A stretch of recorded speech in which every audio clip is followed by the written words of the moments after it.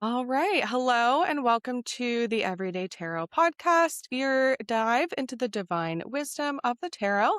I'm your host, Camille A. Saunders, hallowed high priestess, tarot reader, and professional witch. And today I'm joined by my guest, Christian Kenny. Would you like to introduce yourself? Sure. Hi, guys. My name is Christian Kenny. I am the owner of Courage Over Comfort Publishing Co. We publish all kinds of creative works, tarot cards, books, software, and apps, and I'm very excited to be here. Thank you so much. So, yeah, if folks hear this episode and you want to be a guest on the show, I'll have the link in my show notes to fill out my guest inquiry. And if you want to connect further with Christian, their website is thecourageovercomfortco.com. I'll have the link to their tarot cards, which we'll hear about in a minute, the Killer Kards Tarot. And then we'll have social media links as well if you all want to check them out. And folks, I have a lot of other seasons. This will be episode 286. So if you have other tarot questions, want to hear about other decks or other folks that have made tarot, check those out. But yeah, so just to get started, Christian, how were you first introduced to tarot? What was your in? Mm, Tarot specifically, I was very young and I found a tarot deck, and I remember being super interested into it and doing a lot of research into it. I've always been a pretty uh, odd child, black sheep, if you will. I never really fit in. So like I was always into that kind of stuff. Like I could remember like being 12 years old, like looking into like dimethyltryptamine because like that was what would happen to you after you die. And that's probably not something a 12-year-old should be looking into, but that was where my mind went as a kid. So yeah, I found a deck and I held on to it and learned it over a period of time, and it was kind of by chance. I think it was maybe a family member's deck or something that I Okay. found. Yeah, I was wondering But where you yeah, found it. Okay. yeah. So just around. Interesting. Yeah. Does anyone else in your family like openly do tarot or into No, the I am occult? for No. sure the black sheep of my Okay. entire family. Okay. Okay. So yeah, interesting then that yeah, someone had one, but okay. So what about the more like true crime aspect? I know lots of folks that are into true crime. There's like a case maybe like from childhood that sort of shook your world that started the interest. But yeah, how did that work for you? Sure. So, truth be told, I'm actually not interested in true crime at all. Okay. Okay. Yeah, it's Interesting. not really my cup of tea. Yeah. Although I have respect because I understand it's the number one interest, in podcasts and TV shows. I mean, like the number one podcast in the world, I think, is like Crime Junkie, and they like sell out football stadiums, which is like pretty interesting to me. Um, the only reason I started getting into it is because of my interest in the interest of why people were interested in it, Mm. right? So Okay. that So the was kind of like psychology of it all. yeah, that was a kind Yeah. of whole psychological, input on it, and, I was already previously working on a tarot deck that I'm still working on. It's been about 5 Okay. years, it's gonna be another couple of years, but in the interim, because there's a lot of time in between when you're creating tarot decks, and it's not like tarot deck is not something that, like, can be done quickly or easily, you Yeah. know, Yeah, I sort of most ones. imagine it's like a book, but maybe even longer, more like an art piece, so if it takes Yeah, I years. mean, this deck took us 2.5 years in total, so it does take some time. Okay, okay. So you have another deck in the works too, okay. Do you wanna talk about that at all, or is that So the now one that no? I initially set out for 5 years ago, it's top secret. Okay, It's okay. top secret just because I don't want to have a big commercial company like Hasbro or something or Penguin come in and swoop up the idea Yeah. and do the idea, because my constraint with that deck is money-wise. It's gonna Mm, cost somewhere around $250,000, and we're slowly trying to, basically fund that without like having outside input, because we don't want anybody really coming in and say, "Oh, you have to do this." We want to yeah. do everything the right way, but we do have other decks that are coming out later on in the year. We have one coming out in a few months, and then one coming out next year. The one that comes out in a few months was a a supercomputer project. So I partnered up with a nuclear physicist who does supercomputers, and we basically built a supercomputer that was only educated on occult knowledge such as tarot, astrology, numerology, Okay. and then we let it observe Hmm. news media and social media, and then we kind of said, hey, what is the tarot going to look like in the future? How do we make the tarot in the future be synchronistic with the people who would be using it? And then that's kind of how we created that one. And then the one coming out next year is we took all of the major like political or influential figures in the world and we calculated their birth charts and then put it into the calculator to find their tarot card, and then we illustrated them and painted them as the actual tarot card, which that one was super interesting. I'm more interested in that one, because a lot of the stuff that came out was just, like, so funny to me, and so, like, synonymous, especially, like, with everything going on in the world right now, Yeah. but yeah, I mean, this is this is our thing, this is what we like to do. We like to make tarot decks. Yeah. Yeah, so where did the idea for this deck come from? It sounds like some of it's the psychology of trying to understand why people are into it. Sure, yeah, so, like, true crime never really interested me because, like, I understand the archetypes and I understand how, somebody can do such an act, right? That's comprehensible to me. Um, it's not comprehensible to a lot of other people, and I think that's why people are so interested in it. Yeah. And I noticed like a lot of people around me, friends, family, everybody, and even, the internet was just so obsessed with this theme of true crime. So I went ahead and I was like, all right, well, I had my assistant go and pull like 200 true crime cases. It was a little bit over 200. And, she came back with all these different killers and all that stuff. I said, all right, I said, do the research, see who you could find's correct birth information, put it in a chart, send Yeah. me over the chart, but block out the names because I didn't want to. Obviously, I'm gonna recognize some of the names because like we have Netflix shows now like about Ted Bundy and Jeffrey Dahmer. So I didn't want to have biases on my calculations. So I just black out the names. I did the calculations, picked the card, and then I said, hey, send this back to me with the names so I could see what happened here. And then that's what we did. And then once we got the names and the card matches, that's when like we started noticing like all of the crazy synchronicities. Like Ted Bundy as the magician, if you look him up on Google, he's always in the magician position, which is crazy. Plus also the archetypal mind of that. He tried to be his own lawyer. So he's Yeah. basically being the magician without knowing he's being the magician. Then you have like Charles Manson as the emperor. He's famously always saying, "I'm the emperor. I'm the king. I run this town, whatever it is." He thought he was the king for whatever reason. Yeah. And you have like the son of Sam as the chariot. He actually got caught because of his car. He never changed his license plates. He was using his real car. Mm. That's how he got caught. The craziest one was probably Jeffrey Dahmer as the lovers, which archetypally makes a lot of sense for Jeffrey Dahmer, but also we did a Freedom of Information Act, and our PI was able to get us access to his full journal. He had like a journal that he wrote in, Oh, wow. and he had these plans to create an altar. Trigger warning: this is a little morbid, but he wanted to create an altar of with real bodies, and he was going to like disintegrate the flesh or something, and like put these two skeletons in the front with a table and this big figure in the back. And the drawing is literally like frame by frame what the lover's Mm. card is. Yeah. And again, he's the lover's card archetypically and because of his calculation, and he somehow subconsciously tried to recreate the lover's card as some kind of like weird alter thing that he was trying to do. Um, so I mean, that's pretty much how we did it and how I came up with the idea to do it. Um, and that's it. Yeah. Yeah, so you talked about, like, their sort of birth chart, so their, yeah, date where they were born as being part of how you matched them with their cards, but how else do you do that? Well, I'm very strict when it comes to when I create a tarot deck.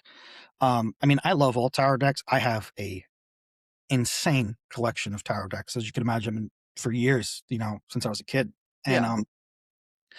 I consider a true tarot deck in the aspect that tarot decks are a tool, right?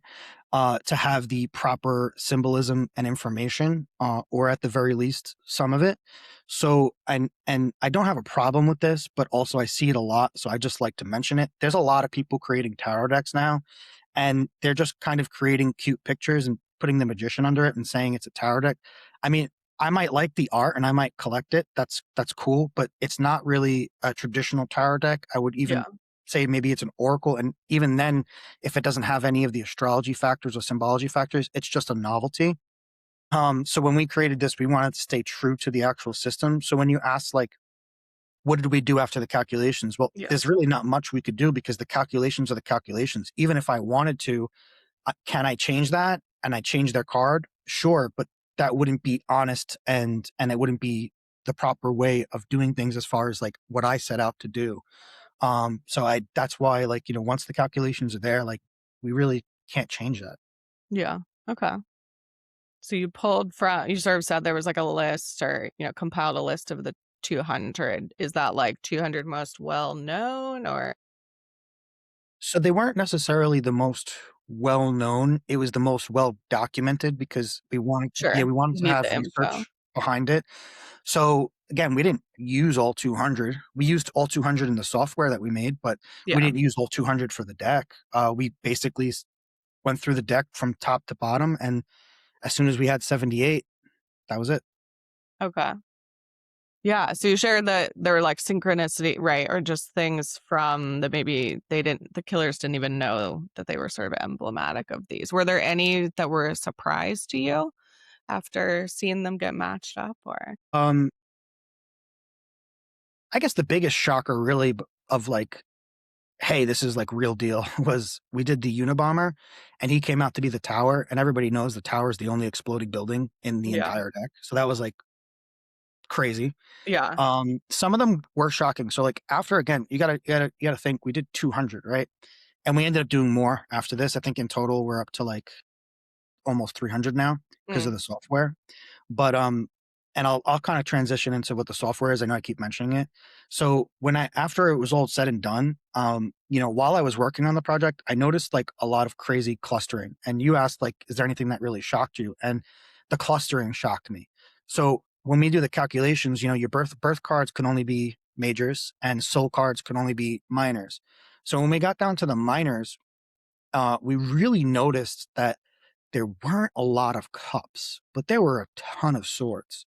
hmm, And that was interesting to me. And what we figured out is that a soul card cup criminal was somebody who perhaps killed in some kind of sense of something that had to do with love, and possibly unconfirmed, because again, we can't confirm this, possibly could have been put away for the crime without actually having committed the crime, meaning they could have taken the fall for a loved one. So oh, either they killed for a loved one or they went away for a loved one. And that's the thing with the cups that was like super shocking to me. But also, again, the swords were like, there were so many sword cards, and I was like, this is like super interesting. So I like wrote down a note, and then after we were all done, I went back and like I was looking at my notes, and I was like, this is pretty interesting, and I wonder if this could be useful for like real life. yeah, And so we went ahead and we basically took all of that data, put it into an analytical calculator, added about 1,600 data sets and data outputs, and we were able to basically calculate a person's capability of being able to commit such a crime, right? So it doesn't mean that they would commit the crime or that they did commit the crime. It just means capability, because there's everybody is a different archetype, and there's so many different archetypes. But for example, we have archetypes of people who would never ever kill another person. That's just something that they would never ever ever do. It doesn't matter what the situation, even if their life depended on it, they just wouldn't kill another mm, person. There's also people that are just like that, but they wouldn't kill another person to save their own life, but they would kill another person to save a loved one's life, right? That goes to cops again. And then there's people who can definitely just go out there and start killing, right? But there's other factors involved in that, right? There's childhood upbringing, events, traumas, stressors. There's a lot of other stuff that goes into that. You know what I'm saying? So yeah, it's like, it's not just, you can't just like put your name in this calculator and be like, oh, I guess I'm a killer. That's not how it works. It's just your archetype of capability. So we actually gave this software to private investigators and detectives, and we we asked them to use it for first 48 cases. So like when they have a murder, the first 48 hours is the most important because after that, the case usually goes cold. And one of the main reasons why those cases end up going cold is because the suspect list is really long. And as a detective, we all know detectives have their own hunches, right? So they might have an idea in their head of who they think might be the person based on some of the evidence that they already have.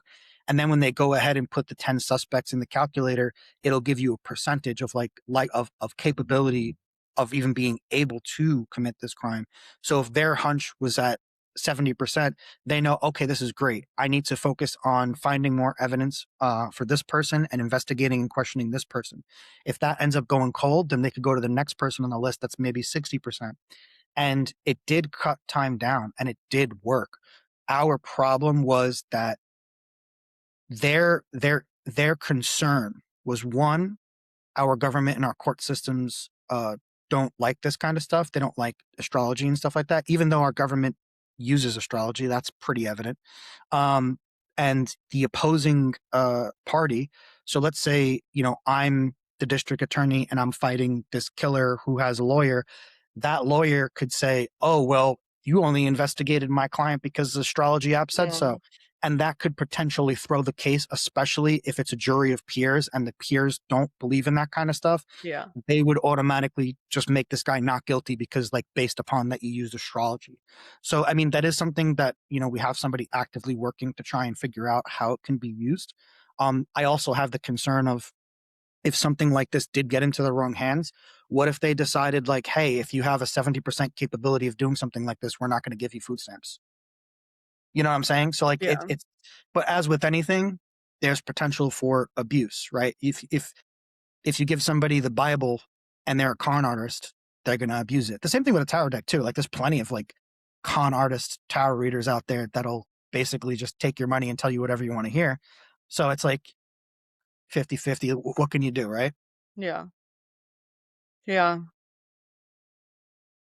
It has a lot of power. Yeah, that kind of sounds like, yeah, to kind of flip it on the other side, I guess, we've been talking about the killers. Like, I noticed on your website when I go look, like, you talk about that 10% of the proceeds will be donated to charity or organizations that are, honoring victims and survivor stories. Because I think that's the conversation that doesn't always get talked about with, or there's sort of when the glorifying of serial killers or the obsession, like you're saying. So, yeah, what has that looked like? Like, why was that important to you? Um, It's important to me because like everything that I do, um, it's never really like money driven. It's more of creative driven. If I wanted to create something and I knew that it wouldn't make a dollar and I'd be just putting a money pit into it, I don't care. I want to create. That's what I'm going to do. I mean, as you can see, we're working on a 5-year deck that's going to cost $250,000. I could buy a house with that, but this is I want to create this. Right? yeah, It's not about the money. And I think that there isn't a lot of people out there that are doing anything in any shape, way, or form to like really help community and help things, and especially with this topic of like there's Netflix producers making billions of dollars off of this. I think there needs to be somebody who's actually like helping out. And in my opinion, I think a lot of these like Netflix shows and stuff like that are glorification of serial killers. Whereas like if somebody might argue, hey, is your tarot deck glorifying serial killers? And the answer is like, no, it might look like that on first intent, but glorification means like celebrating, praising, or excusing actions, right? And this deck does quite the opposite, right? So when this deck frames them as symbolic warnings and archetypes, shadow mm, archetypes, and within a tarot system, that's like kind of like a useful, that's a use of the tool of tarot is exploring shadow archetypes, understanding the flip side, the darkness, and not worshiping it. Nobody should be worshiping any kind of tarot deck. Again, tarot is a tool, right? yeah, It's like, you know, you want to use your computer, you have to turn it on and you have to go on there and type, right? It's not your computer's not going to work for you. I mean, although we have AI now, so like, technically somewhat your computer can work for you. Yeah. Yeah. Yeah, I mean, I definitely agree that a lot of especially like you're saying, the big budget films focused on killers, it's a lot about like, "Oh, how do we empathize with them or understand them?" I mean, Um, they used Zac Efron for one of them. I don't even know which one that is, but yeah, that's Bundy. obvious. Like, oh, we need to get girls and people who think Zac Efron is cute to Come see the sympathize movie. with the killer. Like, what I would love to be in the boardroom of one of these things just to like hear what's going on and like what the thought process is. But yeah, I digress. Yeah. Yeah. Yeah, and yeah, it is very interesting. Like, I have so many thoughts, but, um, about it too, and yeah, like, I think there is like you said, I mean, there were lots of I mean, I got back into, like, listening to podcasts again because of true crime podcasts. As a kid, I watched Criminal Minds, that was my so, sort of fictionalized, true crime. I guess they're based off of real killers, but they kind of don't necessarily, like, advertise that part of it. They don't necessarily match them in the show. My mom was definitely very into it, so that was the thing I watched, and only later did I realize, like, oh, actually, like, a lot of that show is based off of actual serial killers that they don't necessarily name, but real cases, and yeah, it's interesting to me that it kicked off, I guess, at least on as a listenership, like, kicked off a lot of people doing podcasts again, which I'm happy about. I've listened to podcasts for a long time, but, I feel like yeah, I'm only interested in it if the talking about survivors and victims is part of the conversation. Because, like you said, it can get very, in my opinion, yeah, concerning or, like, glorifying when we're just trying to focus on the killer, and I live in the land of, where Ted Bundy hung out, so I'm in the Pacific Northwest. So that one, I don't know, I didn't have specific cases growing up, but living in the Pacific Northwest, I now know a lot of the ones, that were around here, like the Green River Killer as well. We've also noticed, like in our research, there's a lot of statistical clustering map Yeah. wise, like across the U.S. Yeah. Yeah, like, I know the There are a Pacific lot of black. Northwest is some like, sort of been talked about as like, "Oh, yeah, a lot of places to dump a body, a lot of killers there in the gray, dark weather." Well, astrologically, it actually has a lot to do with it because astrocartography, when you use your astrology to look at a map and see like places where where your archetype would shine the most Hmm. or shine the least, like Yeah. if you're living on your Jupiter line or your Venus line, you might look and feel your healthiest. You might have abundance of money. If you're living by your Mars line, you might have health issues, and those things do affect you. So when we were looking at the statistical clustering, we noticed that a lot of the people in like Pacific Northwest, like Colorado area, stuff like that, and then we compare their charts both wise. That Mhm. was a really bad area, and there was a lot of conflictions there for that specific chart Hmm. What do you mean by conflictions in that way? You mean, like, with the lines that you were with just the lines, right? So like I'm in New York, and New York isn't the best place, but it's also not the worst place for me. If you look at my lines, my Venus and my Jupiter goes through like Costa Rica, and that's probably why I like Costa Rica so much. Maybe besides the beach and the sun, but that when I'm over there, I feel healthier. I have a easier work life. Things are great. And then when you come to New York, I'm a little further away from a lot of those hmm, lines, so it's a little different. It'd be far worse if I went further east or further north, sure. But like west south is like really good for me. yeah, okay, interesting. Yeah, I'm trying to see where I wanna go from here. Yeah, so before we started the podcast, I was asking you about pulling a card on the podcast, and you sort of shared, "Oh, I haven't done that in a while." So, yeah, with making tarot decks now, what's your, like, relationship like, with tarot? Do you, yeah, still pull cards? Do you read for other people, or is it feel like work now? Well, yeah, I got to be honest. Reading for people is kind of work. I mean, There's really no way around that. I mean, even if you like it, right? And I do enjoy it to some extent, but I don't. When I said that, I think I still pull cards for people. I have a uh prerequisite requirement when I do, but for me personally, I stopped pulling cards for myself because from using cards, I was able to develop a way of thinking and feeling where I don't need to use the cards to answer a user's question. Yeah.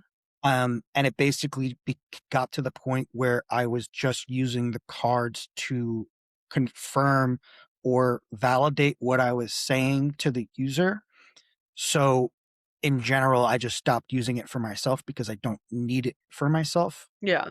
It's just not a tool that I need. I've mastered the tool. I could use the tool in my own life the way I want to, right?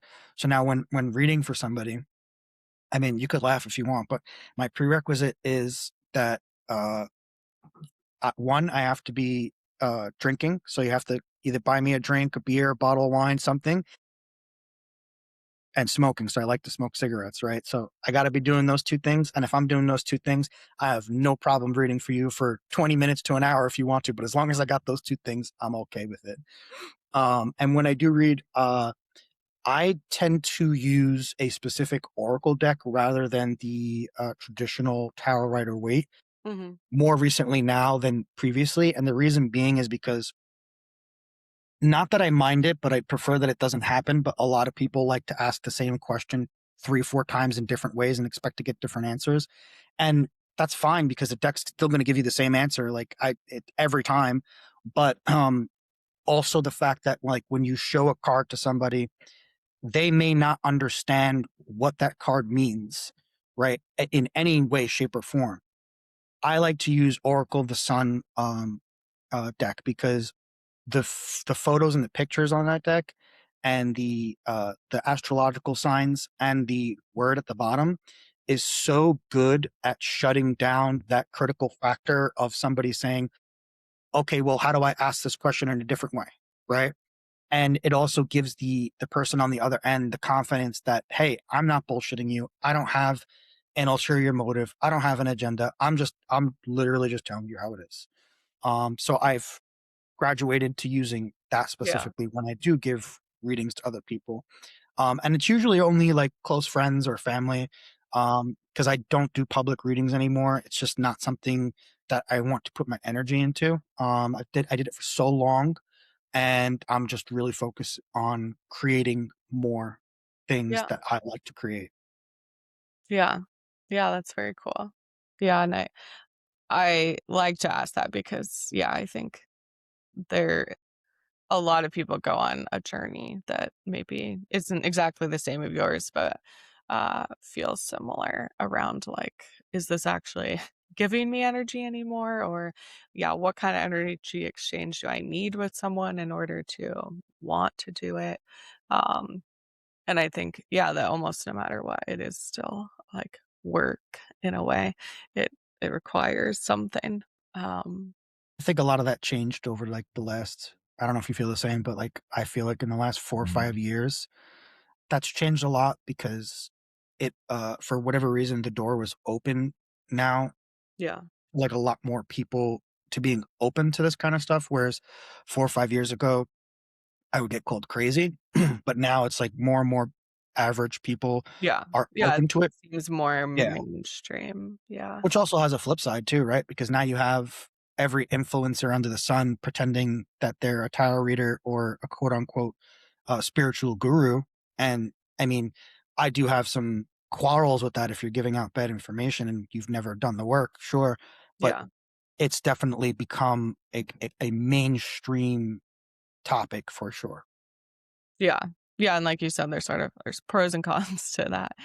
There's more acceptance, but also, yeah, it means that almost anyone can get a hold of a deck and start doing things, which I appreciate in some ways the accessibility of it, um, but yeah, it does mean that you don't really know what you're getting if you're getting a reading from some people or um, yeah, yeah, So yeah, when you do read for others and you're using tarot as a tool or using your oracle deck, do you do any kind of spreads?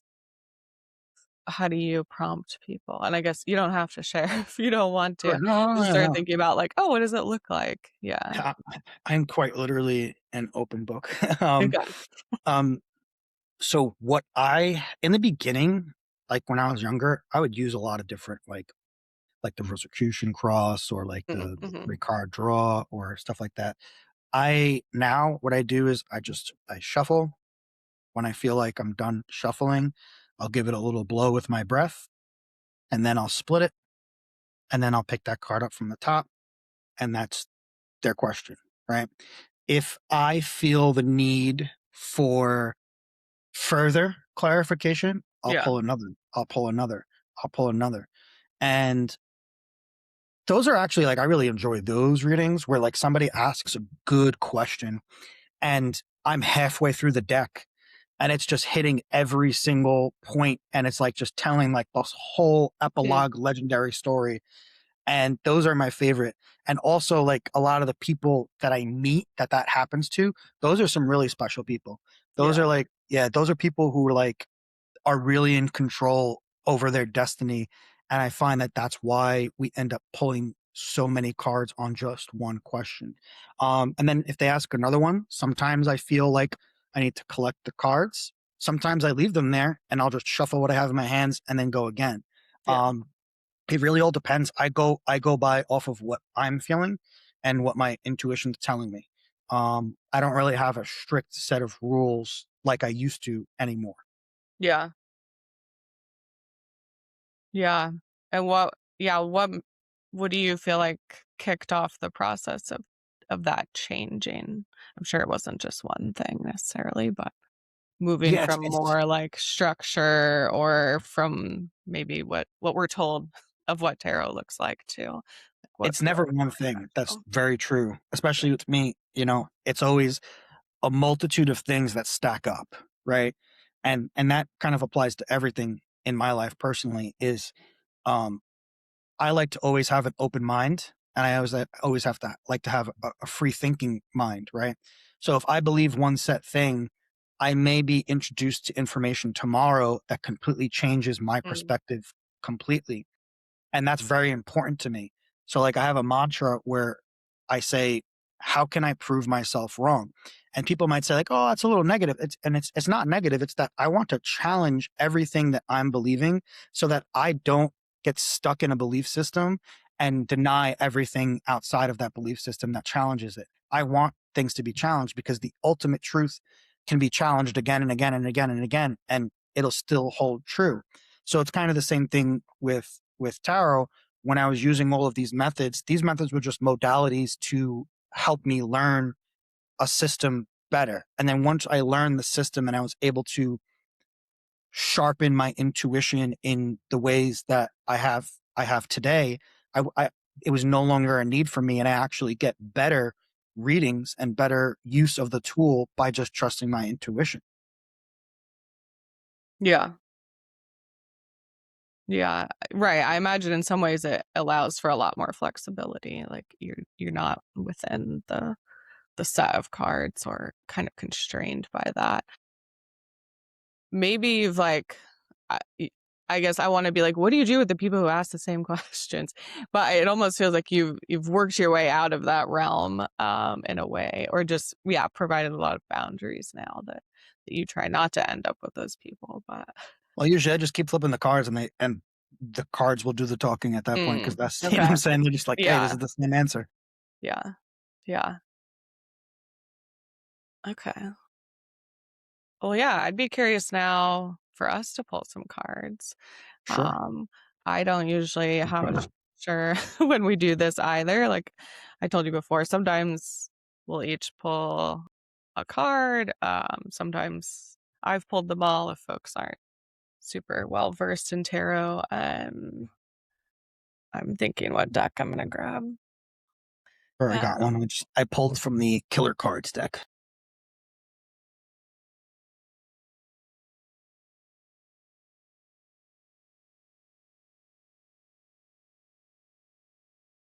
Yeah, so with the Killer Kards deck, what's the guidebook look like, or what do people get other than kind of these beautiful images that I think I can see behind you, right? Sure. Yeah. Yeah. So the guidebook is a little bit different than what you might find in your traditional tarot deck. Mhm. I don't like to impose ideas on people too much, or if I do bring up an idea, I like people to think about it as a possibility rather than a structure.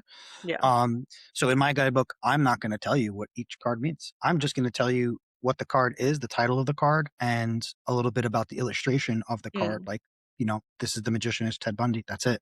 Yeah. So it's a really small guidebook, as you can Okay. see. Yeah. Yeah. It's light. and Yeah.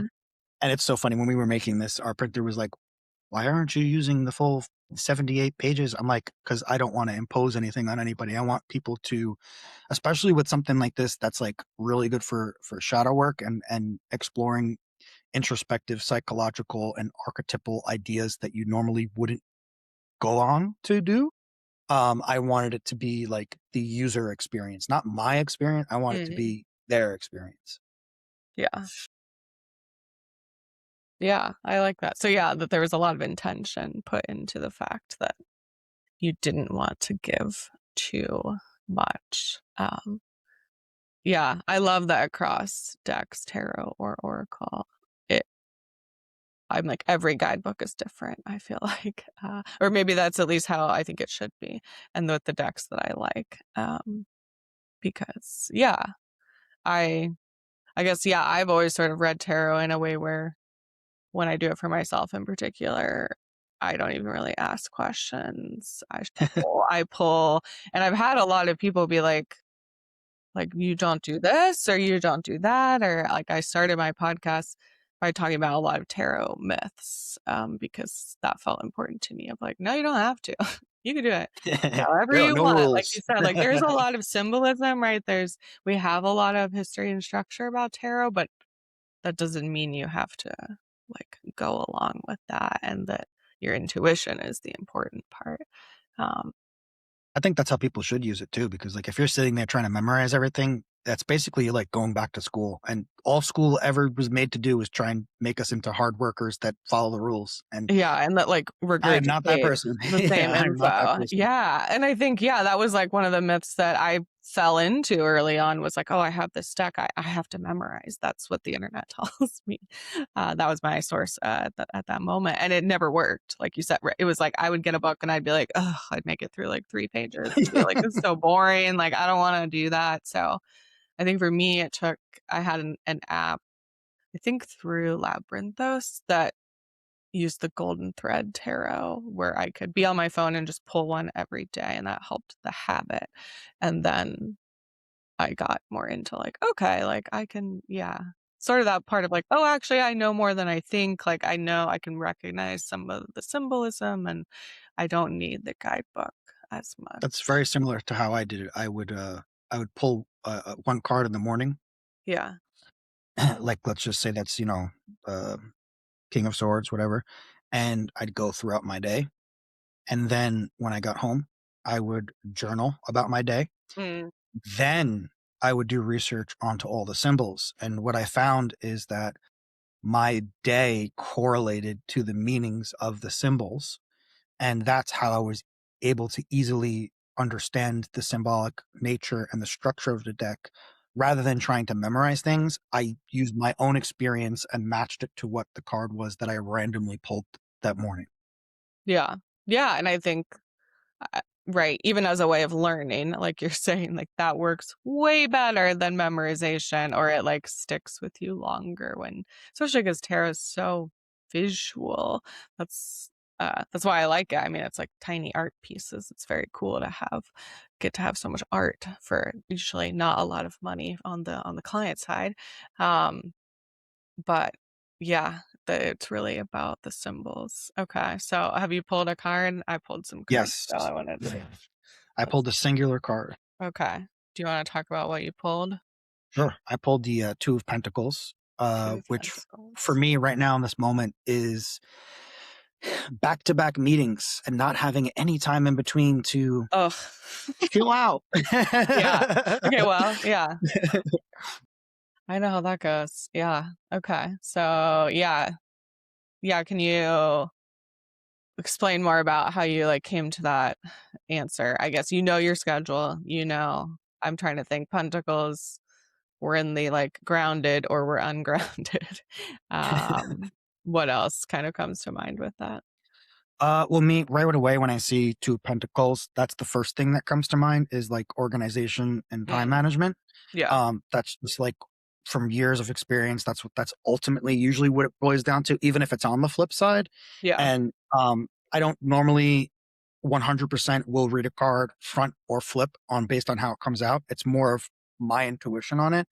And I didn't actually come to the realization that that's what I was doing today until I pulled the card, Mm. like a few minutes You're ago, like, and I "Oh, was like, yeah, "Oh yeah, yeah, that's yeah." what that's Obviously, I'm about." like right after this, I gotta like, I have another meeting, and then I have another meeting after that, and I didn't even mean to do it that way. It just so happened that like so many people reached out today, and I have to like talk to so many different people. Yeah. So I just thought that that was funny, and I don't mind it either. I love being busy, so it's no problem to me to be busy all the time.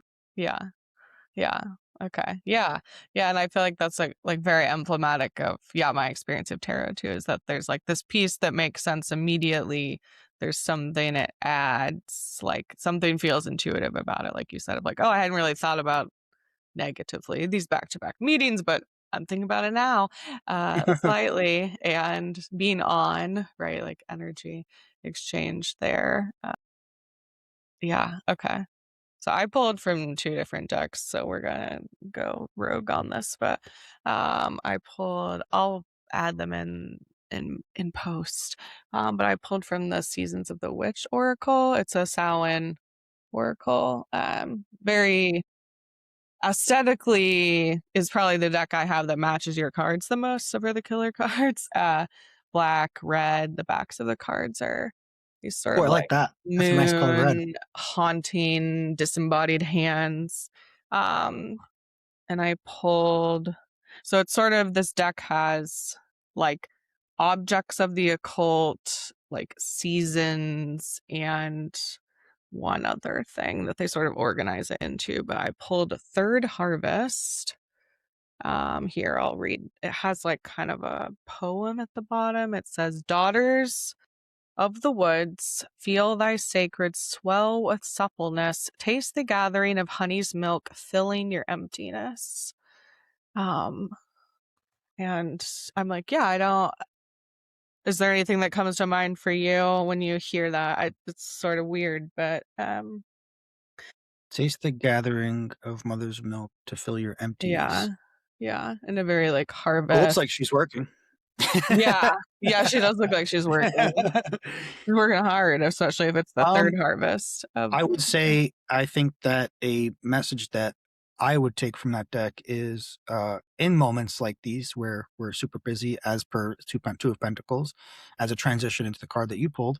I think it's important to make sure that we're still fulfilling the needs that need to be filled to make us who we are, and not to become empty Mm. because of the overwork or not having the time, right? Because we always have to make it. Yeah. Yeah. Yeah, and something I'm looking in the guidebook and something immediately stood out that was like, "Winters might be harsh, gathering your food is hard work, but there's a feeling of abundance and pride." And I feel like that's what I got from you sharing about these back-to-back meetings was like, it's not that it's not hard, but it also feels worth it, right? It feels like a Mhm. thing I wanna do. It feels like it might maybe pay off in these certain ways, and, like, have this level of abundance. I'm like, she's working hard, but she also looks like kind of chill. Like she's just like, yeah, that's how it goes. I live in the time where you just gather all your wheat and stuff. It also sort of the imagery. I just sort of got a like. I've listened to a lot of true crime story retelling where I'm like, oh, we're like in a weird cornfield where I feel like bad things happen.